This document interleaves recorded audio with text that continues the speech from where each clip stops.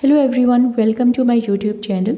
In this video, I will discuss 4 clinical cases related to pediatric oncology and hematology.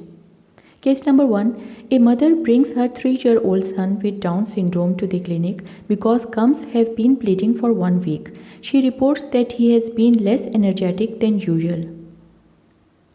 Examination revealed that the child has an oral temperature of 100 degree Fahrenheit, pallor, splenomegaly, gingival bleeding and bruises on the lower extremities. Which of the following is most likely? A. Aplastic anemia, B. Idiopathic thrombocytopenic purpura, C. Leukemia, D. Leukomide reaction, and E. Megaloblastic anemia. And the answer is C, that is leukemia. A high susceptibility to leukemia is associated with certain heritable diseases such as Klinefelter syndrome, Bloom syndrome, Fanconi syndrome, ataxia telangiectasia, neurofibromatosis, and chromosomal disorders such as Down syndrome. Children with Down syndrome have a 10 to 15-fold increased risk for developing leukemia. Case number 2. A father brings to the clinic his 6-year-old son who currently is undergoing induction chemotherapy for ALL. The school will not allow the child to register until his immunization are up to date.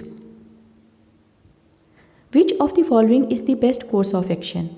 Call the school nurse or principal to inform him or her that this child should not receive immunization while he is taking chemotherapy.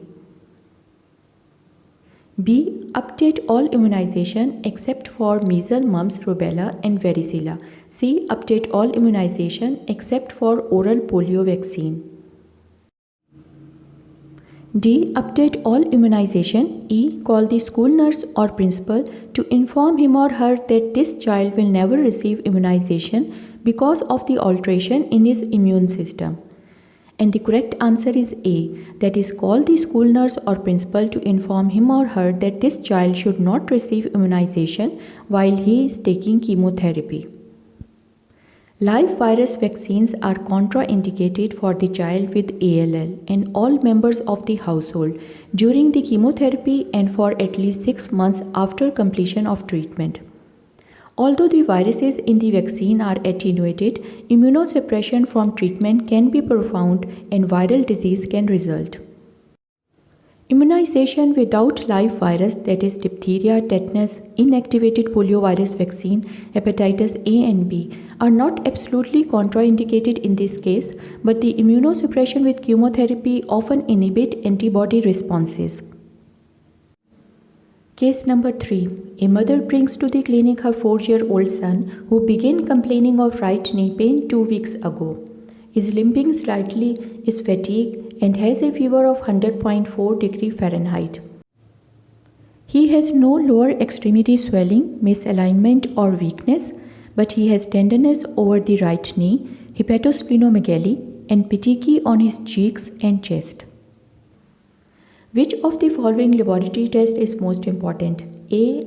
Anti-nuclear antibodies.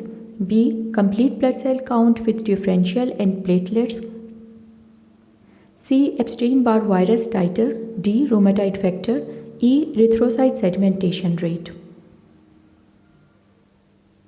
And the answer is B, that is complete blood cell count with differential and platelets. This child has symptoms which are consistent with both juvenile idiopathic arthritis and leukemia. The CBC with differential and platelets is the best initial screening test. The leukocyte and platelet counts are normal to increase in JIA and no blast cells are present.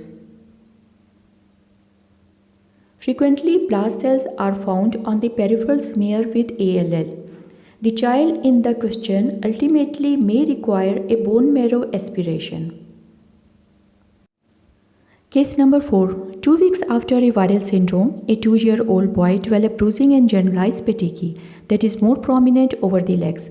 He has neither hepatosplenomegaly nor lymph node enlargement. Laboratory test reveals a normal hemoglobin, hematocrit and WBC count and differential. The platelet count is 15,000 per cubic millimeter. Which of the following is most likely diagnosis? A. Acute lymphoblastic leukemia. B. Aplastic anemia. C. Immune thrombocytopenic purpura. D. Thrombotic thrombocytopenic purpura. And E. Von Willebrand disease. And the correct answer is C, that is immune thrombocytopenic purpura. Immune or idiopathic thrombocytopenic purpura is common in children. In most cases, a preceding viral infection can be documented. The platelet count frequently is less than 20,000, but other laboratory test results are normal, including the bone marrow aspiration, which may show an increase in megakaryocytes. Treatment consists of observation or possibly IVIG, intravenous NTD, steroids, or immunosuppressives.